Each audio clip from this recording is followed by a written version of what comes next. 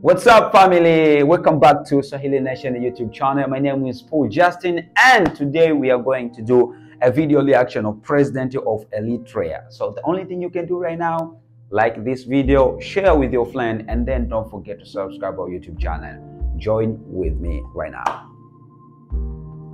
It's the sick mind of hegemonistic powers. It's sick because why impose sanctions? What is the legality of imposing any sanction?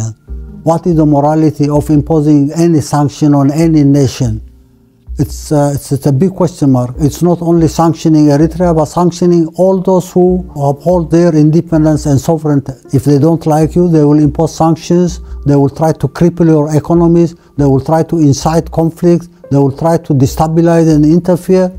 And they have no moral or legal high ground to come and intervene or even impose sanctions on any nation.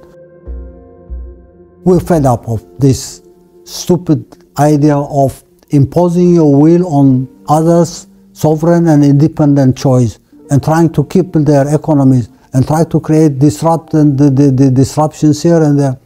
One of the reasons for trying to create a rift between China and Africa is to promote their own agenda of dominance.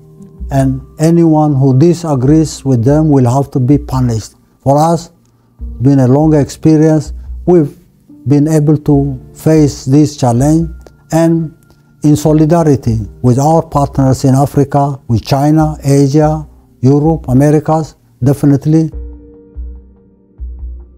It's not deniable. It does disrupt economic development here or there. It cripples abilities here and there. But that's one of the challenges. The damage done to our economy through these sanctions have been tremendous. But we say we have learned our lesson.